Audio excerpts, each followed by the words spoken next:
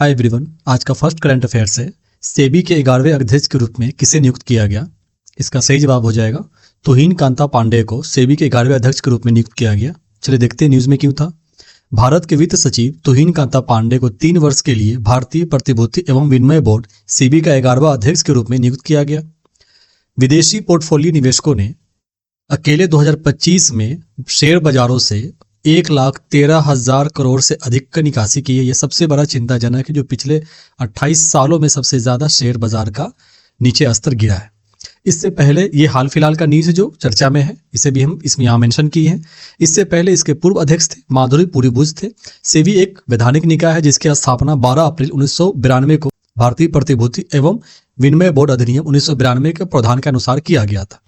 सेबी एक अर्ध विधायी और अर्ध न्यायिक निकाय है जो नियमों का मसौदा तैयार कर सकता है, जांच कर सकता है और उन जांच की रिपोर्ट के आधार पर फैसले भी दे सकता है और उचित दंड भी प्रदान कर सकता है, इकोनॉमिकली दंड। सेबी बोर्ड में एक अध्यक्ष और कई अन्य पूर्वकालीन और अंशकालीन सदस्य के रूप में कार्य करते हैं और ये है वर्तमान के आप तुहिन कांता पांडे जिसे नियुक्त किया गया 11वें अध्यक्ष। नेक्स्ट करंट अफेयर्स है, चोलनाइकन जनजाति मुख्य रूप से किस भारतीय राज्य में रहते हैं? इसका सही जवाब हो जाएगा ये केरल में रहने वाली जनजाति है। चलिए देखते हैं न्यूज में क्यों है। केरल के चोलनाइकन जनजाति 12वीं वर्षीय लड़की जिसका नाम मीनाक्षी है बिस्तर पर पड़े रहने के बावजूद घर पर ही शिक्षा प्राप्त कर रही है और यह हुआ है समग्र शिक्षा केरल कार्यक्रम के तहत।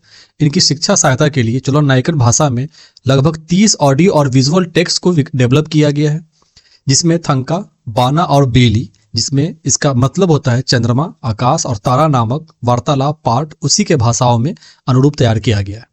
समग्र शिक्षा केरल कार्यक्रम केरल भर में पूरे राज्य में लगभग 6,168 छात्रों के लिए घर आधारित शिक्षा प्रदान करता है, जिसमें वर्चुअल क्लास और होम विजिट शामिल होता है। वे केरल के मल्लपुरम जिले के नीलांबूर घाटी में रहने वाली सबसे अलग थलग जनजातियां है। इसका नामकरण वे स्वयं को मलाइकन या चोलनाइकन कहते हैं और चोलनाइकन को केरल का गुफा मानव भी कहा जाता है, क्योंकि भारत का एकमात्र ये जनजातियां है जो गुफा में रहते हैं, निवास करते हैं। इसकी जनसंख्या लगभग 400 तक है। हाल ही में इसकी जनसंख्या कमी भी दिखी जा रही है। ये अपने कौन से भाषाएं बोलते हैं? ये ऐसी भाषा बोलते हैं जो द्रविड़ियन परिवार का है, लेकिन ये किसी भी आधुनिक द्रविड़ परिभाषा से सीधा संबंध नहीं रखता है। इसका भाषा कुछ अलग है। इसका वर्गीकरण पीजीटीजी यानी विशेष रूप से कमजोर जनजाति समूह के रूप में भी इसे क्लासिफाई किया गया है। इसे याद रखेंगे, हमारे एग्जाम पॉइंट ऑफ व्यू से इंपोर्टेंट हो जाता है। नेक्स्ट करंट अफेयर से गोल्ड कार्ड किस मौजूदा अमेरिका वीजा को बदलने के लिए लाया गया है? इसका सही जवाब हो जाएगा EB-5, जिसे employment based fifth reference visa कहा जाता था। इसे बदलने के लिए इसके स्थान लेने के लिए गोल्ड कार्ड वीजा लाया गया है हाल के राष्ट्रपति डोनाल्ड ट्रंप के द्वारा।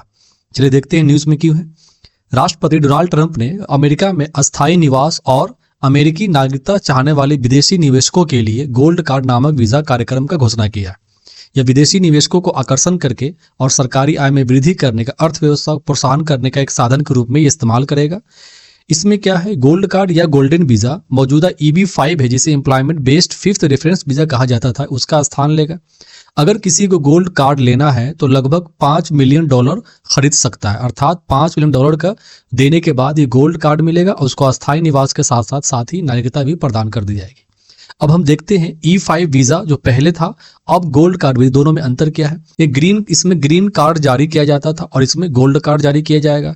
इससे कुछ शर्तों पे अमेरिकी नागरिकता के साथ साथ निवास की अनुमति दी जाती थी लगभग 5 वर्ष के निवास करने के बाद। लेकिन गोल्ड कार्ड में सीधा रास्ता प्रदान किया गया है कि $5 मिलियन के देने के बाद आप सीधा वहां निवास भी कर सकते हैं और वहां की सिटीजनशिप भी ले सकते हैं। इसमें कम से कम पहले का जो ग्रीन कार्ड था उसमें आपको निवेश करना है तो कम से कम 10 नौकरियां प्रदान करनी होंगी, लेकिन वर्तमान में जो गोल्ड कार्ड वीजा लाया गया इसमें किसी भी नौकरी पैदा करने की जरूरत नहीं है। आप सीधा $5 मिलियन देकर के खरीद सकते हैं वहां की नागरिकता और वहां के अस्थायी निवास। ये लंबा एक समय प्रोसेस में गुजरता था, इसमें शीघ्र निवास और नागरिकता प्रदान कर जाएगी। तो ये दोनों वीजा को हम देख लिए कि दोनों में अंतर क्या है और ये क्यों लाया गया है। वही गोल्ड कार्ड पे भारतीय निवेशकों पर किस तरह प्रभाव पड़ेगा, भारत पे किस तरह प्रभाव पड़ेगा। 2023 में लगभग 631 भारतीयों ने EB-5 कार्यक्रम के माध्यम से ग्रीन कार्ड प्राप्त किया था और वहां के नागरिकता प्राप्त करने के लिए चला गया था।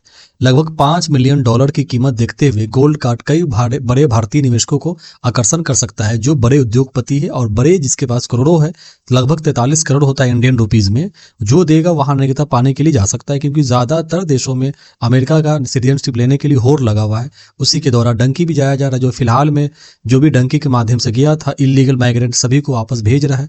खासकर देख सकते हैं किस तरह से प्रताड़ित भी किया जा रहा है, हाथ में हथकड़ी पैरों में जंजीर लगाकर भेज रहा है। भारत में भी लगभग 2 शिफ्ट आ चुका है और पता नहीं आगे कितना है, इसका अभी तक खुलासा नहीं हुआ है। अन्य श्रेणी पर क्या प्रभाव पड़ेगा? अमेरिकी सरकार के आंकड़ों के अनुसार अमेरिका में ग्रीन कार्ड का इंतजार कर रहे लगभग 10 लाख से अधिक भारतीय हैं। आप देख सकते हैं कितना बड़ा जनसंख्या है। रोजगार आधारित श्रेणियों में भारतीय आवेदकों का लंबा आवेदन लगभग 2030 तक 2.19 मिलियन तक पहुंच सकता है। इतना चाह है अमेरिका जाने का। यहाँ पे चार्ट के अनुसार दिया गया है कि कौन कौन सा, अगर आप सिटीजनशिप लेना चाहते हैं तो किस तरह से इन्वेस्टमेंट ऑफ फी स्कीम के तहत इस तरह से सभी देशों में आप वहाँ के सिटीजनशिप लेने के लिए आप इतना फीस या इन्वेस्टमेंट करें और वहाँ का आप सिटीजनशिप ले लें। इस तरह से प्रत्येक देश अपना इकोनॉमी बूस्ट करने के लिए और बड़े बड़े निवेशकों को आकर्षण करने के लिए इस तरह की योजनाएं लाती है। अगला सवाल है, किस मंत्रालय ने एक राष्ट्र एक बंदरगाह अर्थात वन नेशन वन पोर्ट और सागर आकलन पहल शुरू किया है? इसका सही जवाब हो जाएगा ministry of port shipping and waterways. बंदरगाह, जहाजरानी और जलमार्ग मंत्रालय द्वारा यह पहल शुरू की गई। चलिए देखते हैं ये क्या है। हाल ही में केंद्रीय मंत्री ने one nation one port process पहल शुरू की, जिसका उद्देश्य है बंदरगाहों में दस्तावेजीकरण को, विसंगतियों और अक्षमताओं को खत्म करना, जबकि दक्षता में सुधार के लिए सागर आकलन लॉजिस्टिक पोर्ट प्रदर्शन सूचकांक को लॉन्च किया है। ये एक राष्ट्रव्यापी बंदरगाह मानकीकरण पहल है, जिसका उद्देश्य भारत में बंदरगाह दस्तावेजीकरण को एकीकृत करना और परिचालन को सुव्यवस्थित करना, वैश्विक व्यापार दक्षता में बढ़ावा देना भारत को। इसका मंत्रालय है बंदरगाह, जहाजरानी और राजमार्ग मंत्रालय। इसकी विशेषता है कि स्टैंडर्डाइज पोर्ट डॉक्यूमेंटेशन करना, जबकि जैसे कागजी कार्रवाई को कम करना, कंटेनर संचालन दस्तावेजों को 33% कम करना, थोक कार्गो दस्तावेजों को लगभग 29% तक कम करना है। सागर आकलन LPPI इंडेक्स, ये बंदरगाह प्रदर्शन को मानवीकृत करके परिचालन उत्कृष्टता को बढ़ावा देना और इससे शुरू करना। वही integration with digital trade, AI और ब्लॉकचेन आधारित व्यापार सुविधा के लिए मैत्री पहल का समर्थन करता है। ये वही भारत पोर्ट ग्लोबल कंसोर्टियम वैश्विक आपूर्ति श्रृंखला को मजबूत करता है और भारत के समुद्र क्षेत्र का विस्तार करता है। ये PM गति शक्ति और नेशनल लॉजिस्टिक पॉलिसी के साथ भी अलाइन करता है। इस तरह से पोर्ट और जो बंदरगाहें हैं उसे डेवलप करने के लिए और ज़्यादा कंटेनर, ज़्यादा कार्गो को आयात एक्सपोर्ट करने में सुविधा देने के लिए इस तरह की योजनाएं लाई गई है। अगला सवाल है, यूरोपीय आयोग क्या है? इसका सही जवाब हो जाए यूरोपीय आयोग एक यूरोपीय संघ का कार्यकारी शाखा के रूप में काम करता है। यूरोपीय आयोग, चलिए देखते हैं न्यूज में क्यों था। यूरोपीय आयोग के प्रमुख उर्सुला वान डेर लेयन ने भारतीय यूरोप संबंधों को मजबूत करने के लिए 2 दिवसीय यात्रा दिल्ली में आई है। यूरोपीय कमीशन के बारे में जानते हैं। यूरोपीय आयोग यूरोपीय संघ का एक कार्यकारी निकाय है और यह यूरोपीय निकाय के साझा हितों पर प्रतिनिधित्व करने के लिए जिम्मेदार है। इसका अध्यक्ष वर्तमान में है उर्सुला वान डेर लेयन। इसका मुख्यालय ब्रुसेल्स बेल्जियम में है। इसका काम क्या होता है? ये नए कानून और नीतियों का प्रस्ताव लाता है, यूरोपीय संघ का बजट का प्रबंधन मैनेजमेंट करता है, यूरोपीय संघ के कानूनों और नीतियों का सही अनुप्रयोग सुनिश्चित करता है। वही अंतर्राष्ट्रीय समझौते पर भी ये बातचीत और डिस्कशन करता है। यूरोपीय कमीशन, यूरोपीय कमीशन के नेतृत्व एक अध्यक्ष और 27 आयुक्तों के द्वारा किया जाता है, जिन्हें कॉलेज के रूप में जाना जाता है। एक साथ मिलकर आयोग की राजनीतिक और रणनीति दिशा का निर्धारण भी करता है। इसका कार्यकाल 5 साल का होता है और ये है वर्तमान का उर्सुला वान डेर लेयन यूरोपीय कमीशन के अध्यक्ष। यहाँ पर देख सकते हैं भारत के साथ इंडिया और यूरोप के रिलेशनशिप कैसा रहा है। ट्रेड और इन्वेस्टमेंट, बायलैटरल ट्रेड में गुड्स में हुआ था $135 बिलियन का 2023-24 में फाइनेंशियल ईयर में किया गया था। वही इंडिया एक्सपोर्ट किया था $36 बिलियन और इंपोर्ट किया था यूरोप से $59 बिलियन। वही बायलैटरल ट्रेड इन सर्विस में हुआ था 2023 में $53 बिलियन का ट्रेड। वही पीपल टू पीपल क्लेम भी यहाँ पे होता है। Indian receive over 20% of European union blue cards, लगभग 20% इंडियन था देश में जो ब्लू कार्ड प्राप्त किया यूरोपियन यूनियन से। वही डिफेंस सिक्योरिटी कॉर्पोरेशन में इंडिया और European union joint naval exercise gulf of Guana भी किया था अक्टूबर 2023 में। और security and defence consultation initiative 2022 में लिया गया था। इस तरह से इंडिया और यूरोपियन यूनियन का संबंध है। अगला सवाल है, वैक्सीफ्लो 4 क्या है? इसका सही जवाब हो जाएगा यह एक क्वाड्री वैलेंट इन्फ्लुएंजा वैक्सीन है, जिसे विकसित किया है जायडस के द्वारा। चलिए देखते हैं न्यूज में क्यों था। हाल ही में जायडस लाइफ साइंस ने नए इन्फ्लुएंजा स्ट्रेन के लिए भारत का पहला फ्लू वैक्सीन पेश किया है। वैक्सीफ्लू यह एक quadrivalent inactivated influenza virus vaccine है जो विश्व स्वास्थ्य संगठन के द्वारा अनुशासित संरचना के अनुसार बनाई गई है। क्वाड्रीवैलेंट इन्फ्लुएंजा वैक्सीन टीका 4 विभिन्न फ्लू वायरस को सुरक्षा के लिए बनाया गया है, जिसमें 2 इन्फ्लुएंजा ए वायरस और 2 इन्फ्लुएंजा बी वायरस भी शामिल है। इन्फ्लुएंजा या फ्लू एक संक्रामक वायरल संक्रमण है जो श्वसन यानी रेस्पिरेटरी सिस्टम को प्रभावित करता है। इसमें ए, बी, सी, डी ये 4 प्रकार का होता है, लेकिन केवल ए और बी सी ही मनुष्य को प्रभावित करता है। और इन्फ्लुएंजा वायरस लगातार बदलते रहता है, अपने आकारों को बदलते रहता है और नए प्रकार सामने आता रहता है, जो हाल ही में आप लगभग न्यूज में देखते ही रहते हैं। इसमें लक्षण किसी को अगर इन्फ्लुएंजा होता है तो लक्षण बुखार आना, नाक बहना, गले में खराश होना, मांसपेशियों में दर्द, सिर दर्द, खांसी इत्यादि। इस तरह से विशेषकर बच्चों में ज्यादा अटैक करता है।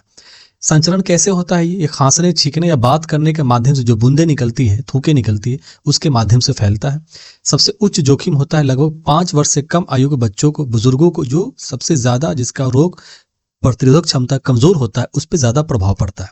वही WHO के अनुसार मौसमी इन्फ्लुएंजा के कारण हर वर्ष 2.9 लाख लगभग 3 लाख से लेकर के 6.5 लाख लोगों की मृत्यु दुनिया भर में होती है इन्फ्लुएंजा वायरस मौसमी इन्फ्लुएंजा के कारण। यहाँ पे देख लेते हैं टाइप ए होता है इन्फ्लुएंजा वायरस से infect a wide range of animals including birds.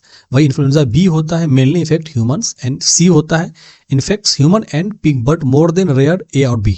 Influenza D जो कैटल को, जो पशुधन होता है, उसे इन्फेक्ट करता है। इस प्रकार से ये सब टाइप भी दिया गया। अब इसे नोट डाउन कर सकते हैं वीडियो को पॉज करके। अगला सवाल था लोकपाल अध्यक्ष और उसके सदस्यों की नियुक्ति किसके द्वारा की जाती है? इसका सही जवाब हो जाएगा इसे भारत के राष्ट्रपति के द्वारा नियुक्त की जाती है। चलिए देखते हैं न्यूज में क्यों है। सर्वोच्च न्यायालय हाल ही में लोकपाल के उस आदेश को रोक दिया है जिसमें एक उच्च न्यायालय के न्यायाधीश के विरुद्ध भ्रष्टाचार की शिकायत पर संज्ञान लिया गया था। अब देखते हैं लोकपाल क्या होता है। लोकपाल एक स्वतंत्र वैधानिक निकाय है जो भ्रष्टाचार विरोधी प्राधिकरण या लोकपाल निकाय के रूप में जाना जाता है। इसका उद्देश्य होता है कि भारत में सार्वजनिक अधिकारियों के खिलाफ भ्रष्टाचार की जांच करना और मुकदमा चलाना। वही लोकपाल लोकायुक्त अधिनियम लोक सेवा का मतलब है कि कोई भी व्यक्ति जो संसद के अधिनियम के द्वारा स्थापित या केंद्र सरकार के द्वारा वित्त पोषित किसी भी स्वायत्त निकाय में अध्यक्ष, सदस्य, अधिकारी या कर्मचारी है, उन सभी पे ये कार्रवाई और जांच कर सकती है। वर्तमान में इसके अध्यक्ष है न्यायमूर्ति अजय मानिकराव खानविलकर। लोकपाल और लोकायुक्त अधिनियम 2013 के तहत इसे स्थापना की गई थी। इसमें 1 अध्यक्ष होते हैं और 8 सदस्य होते हैं, जिनमें से 4 न्यायिक सदस्य शामिल हैं। अध्यक्ष आमतौर पर भारत के पूर्व मुख्य न्यायाधीश या सर्वोच्च न्यायालय के पूर्व न्यायाधीश होते हैं। लोकपाल का क्षेत्राधिकार केंद्र सरकार के अधिकारों, संसद के सदस्यों, पूर्व और वर्तमान के प्रधानमंत्रियों तक सीमित है, अर्थात यहाँ तक इसे अधिकार मिलता है, इन सभी को जांच कर सकता है। लोकपाल तलाशी और जब्ती कार्रवाई का आदेश दे सकता है। वही लोकपाल राष्ट्रपति को अपनी वार्षिक रिपोर्ट प्रस्तुत करता है, जिन्हें राष्ट्रपति संसद के दोनों सदनों में ये रखवाते हैं। दोस्तों, अगर करंट अफेयर पसंद आ रहा है तो इस चैनल को सब्सक्राइब करें और इस वीडियो को भी लाइक करें।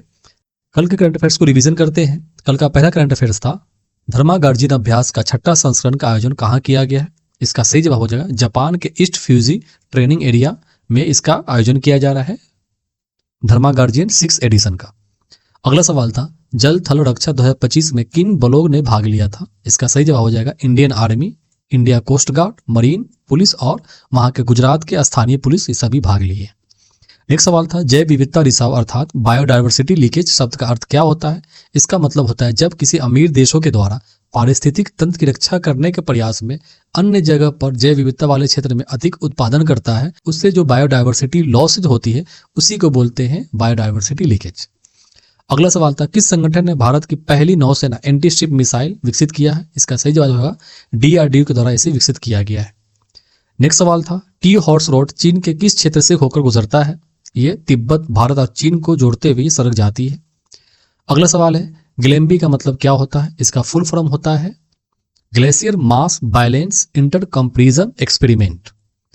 नेक्स्ट सवाल था कैस्पियन सागर में मीठे पानी के प्रवाह का सबसे बड़ा स्रोत कौन सा नदी है? इसका सही जवाब हो जाएगा यूरोप का सबसे लंबा नदी वोल्गा रिवर। इस लगभग अपने 80% पानी कैस्पियन सागर में गिराता है, जो अभी हाल ही में श्रिंक हो रहा है, मतलब इसमें सूख रहा है पानी। दोस्तों, अगर आज की वीडियो पसंद आ रहा है तो इस चैनल को सब्सक्राइब करें और इस वीडियो को भी लाइक करें और अपने दोस्तों में भी शेयर करें। तब तक के लिए stay focus and keep learning. Thank you and take care.